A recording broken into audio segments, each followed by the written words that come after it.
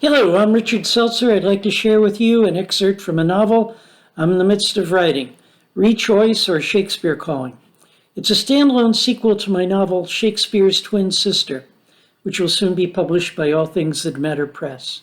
This is the first chapter. Epigraph.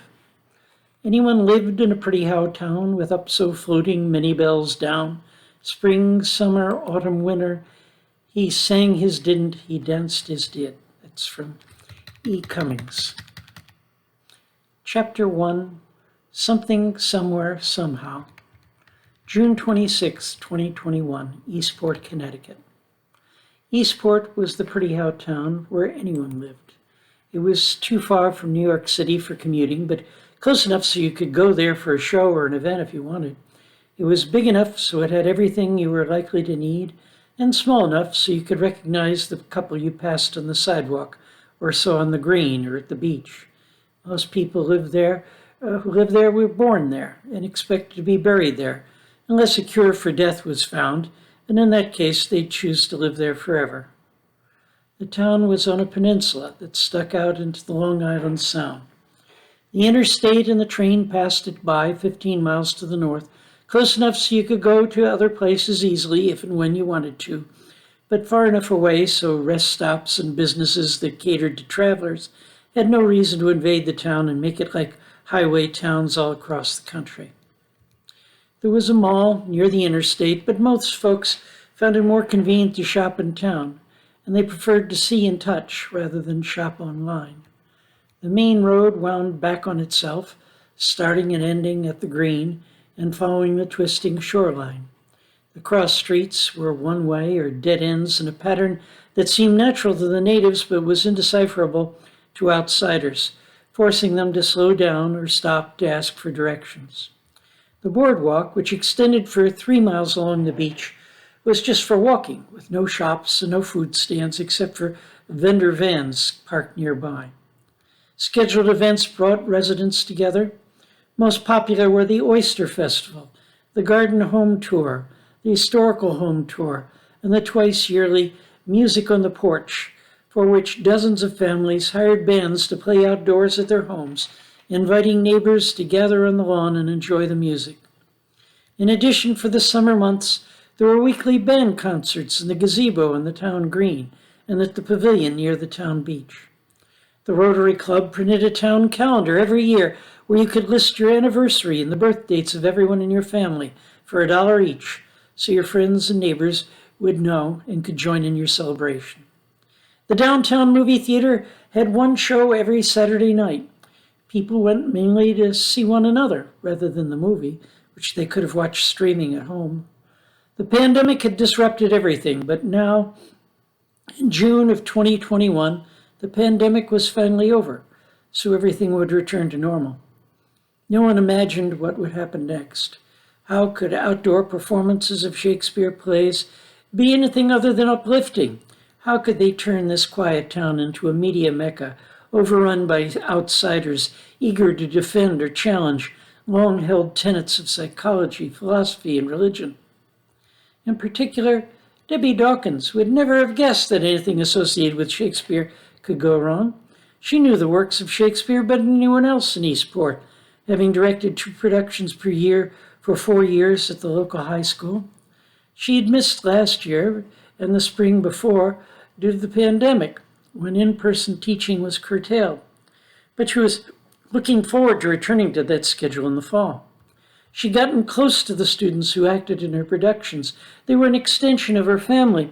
She missed the social bond as well as the discipline of preparation and the sense of accomplishment. In the past, she had begun each academic year with actors who knew her and knew one another from the previous year's productions. But this fall's seniors were sophomores when she last saw them, and none of them had had a major role in any production of hers. There wouldn't be the usual core of experienced and dedicated players to build on. She hoped to make up for that this summer by staging Shakespeare at the town's beach pavilion. She had permission to use the pavilion any afternoon she liked, and she had 0 budget. No entry fees and no donations were part of her deal with the town. If the program drew a crowd and if she wanted to do it again, she could negotiate better terms next summer. She contacted all the students who had shown interest in drama in the past, but having been cooped up at home for the school year, they were all itching to let loose, to be free. She soon realized that she couldn't generate the enthusiasm and discipline necessary to get a group of unpaid teenagers to learn their lines and show up for rehearsals and performances during their summer vacation. So she scaled back her plans. She would do weekly readings, just readings, rather than one full-scale production. That meant there would be no need for sets or costumes and no need for rehearsals. She would assign the parts at the last minute among those who showed up. And if necessary, she would read some of the minor parts herself. The audiences would be small at first, but she thought interest would build over time, catching the attention of nearby beachgoers. Seeking both readers and audience, she posted notices on telephone poles and store windows and in the online edition of the local newspaper. No one showed up. She and her best friend Gwen, who she had known since kindergarten, who now taught physics at the high school, sat on folding chairs on the stage at the pavilion and waited for half an hour beyond the planned starting time. Then they started reading out loud to an audience of none. Debbie began. Two households, both alike in dignity, in fair Verona, where we lay our scene, from ancient grudge break to new mutiny, where civil blood makes civil hands unclean. A car pulling into the parking lot suddenly screeched to a halt. A young man jumped out, ran to the pavilion, and continued the speech. From forth the fatal loins of these two foes, a pair of star-crossed lovers take their life. After he delivered that speech, he reversed his position on the stage and delivered the next, and then the next, and the next. Debbie and Gwen picked up their chairs and moved out of his way, sitting where the audience was supposed to have sat and watching in awe. Debbie was struck by the emotional force of the stranger's performance. She felt compelled to watch and listen. Never once did she exchange glances with Gwen or whisper to Gwen, or did Gwen whisper to her. This was otherworldly, enthralling, unlike anything she'd ever experienced. He spoke and acted the entire play, flawlessly and dramatically. When he finished, he wandered off, as if in a trance, to the boardwalk, where he stood, leaning on the railing, looking out at the sound. What just happened? Debbie asked Gwen. Wow, was all Gwen could say. I didn't dream that? Debbie asked. It really happened? Yes, and I think I know the guy, and that you do too. Who is he? I think he's Liam O'Loughlin. He was a senior 4, maybe 5 years ago, maybe your first year teaching. I had him for physics. You probably had him for English. You remember all your students? No, but I remember him. He was the only new kid in the class, the only outsider. I don't remember seeing him since. Liam. Yes, it could be Liam. He was skinny, short, quiet, kept to himself. He must have grown some and put on some weight. I remember him now, sitting by himself at the back of the room. He kept staring out the window. He didn't seem to have friends, at least not in my class. That's the one. Debbie walked over to the boardwalk. As she approached him, she realized he was shaking and sweating. His broken, confused look triggered a maternal response in her. She wanted to put her arms around him, to hug and comfort him, but she restrained herself. William? Yeah. I'm Miss Dawkins. Yeah, I know. What just happened? That I don't know. You mean you don't remember? I remember what I did, but I don't know why or how I did it. I started saying words that weren't my words, lots and lots of words that I didn't think and didn't understand. Do you know where you live and how to get there? Of course I know that. Do you think I'm some kind of nutcase? Well, you seem a bit woozy. She hesitated. It occurred to her that he might be able to do what he had just done again and again in front of audiences. What a show that would be. That was a great performance you just put on, she continued. You must be quite a Shakespeare buff. Did you play Romeo and Juliet in high school before you came to Eastport? Or in college? No, I never acted anywhere, anytime. Then you must have watched movies of it, must have read it many times. No, he insisted. I saw your production back when I was in high school here, and I saw a movie of it once. The Zeffirelli? I don't know which movie. Don't remember much about it. It was okay, I guess. Never read the play, I'm sure of that. Then how did you do that? I don't have a clue. How could you recite and act a complete play that you never studied? Honestly, I don't know. Debbie stared in disbelief. Was he lying? Why would he lie?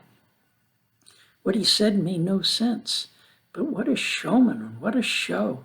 Something extraordinary had just happened, and the producer, director, and her needed to seize this opportunity, if it was an opportunity. Could you do that again? I didn't do it. That wasn't me. That was none of my doing. I was as much a witness to it as you were. You heard me. I heard me. I saw me. But I didn't make it happen, and I couldn't stop it. I have no idea how it could have happened. I heard myself say the lines like somebody else was saying them. I felt my muscles move as I went back and forth across the stage, but I wasn't doing it. I don't know who or what was. Weird. Never felt anything like that. Never heard anything like that. It was like something out of the Twilight Zone. Debbie was of two minds. Here was a helpless kid shocked by something unexplainable that had happened to him, like the victim of a car wreck. And here was an amazing performer, a theatrical genius. Where did you disappear to after your senior year? She asked. I don't think I've seen you any time since. And in a town this small, everybody's always bumping into everybody else. Mom died, cancer, slow. That whole year she was dying. Then we moved back to Maryland. I went to UConn. I just graduated and moved back here alone. I've seen you around, seen some others too who I knew before, but I haven't gotten around to saying hello. Hello's tough for me. I don't make friends easy. Live alone. Don't need to talk to anyone except at work. Where do you work? Fix computers at Hanson's. And Shakespeare? Never could make heads or tails of him in high school. Was lucky to pass the test on him. I never read Romeo and Juliet, ever. It wasn't assigned, and why would I read it if I didn't have to? She stared at him in disbelief. He looked away, as if feeling guilty, ashamed he had done something wrong. On impulse, another maternal urge, she took his hand and led him to the beach, to an empty stretch of dry sand above the high water mark, in the midst of many sunbathers. She sat down and tugged his arm for him to do likewise. Then she stretched out, and he stretched out beside her. Gwen ran up and asked Debbie, Are you okay? I just need some quiet time to sort things out. I need to clear my head, like you always say. Your meditation thing. Go on home. I'll call you later. She was still holding Liam's hand. Why? He was a stranger. He was confused, vulnerable. She was being protective, comforting, but also his hand made what had just happened tactile, part of the natural world, and it kept him here at her side. She didn't want him to vanish, not before she had a chance to figure out what she could and should do next. She replayed in her mind snippets of his impossible performance, imagining live audiences, bigger and bigger audiences, then online, streaming video, reaching the whole world, bringing Shakespeare to life on a grand scale. Unforgettable. I hope you enjoyed this chapter. Welcome feedback. I'm about a third of the way through writing this book, and your comments may affect the direction it goes. My name again is Richard Seltzer, as in Alka-Seltzer. My email is seltzer@seltzerbooks.com. This is the opening of ReChoice, or Shakespeare Calling. All Things That Matter Press recently published 3 other novels of mine, Parallel Lives, Beyond the Fourth Door, and Nevermind. You can find those all at Amazon as paperbacks and as ebooks. They can be read in any order. They're independent stories with overlapping theme and styles. Each presents a different view of reality, a different way of trying to make sense of the mysteries of life.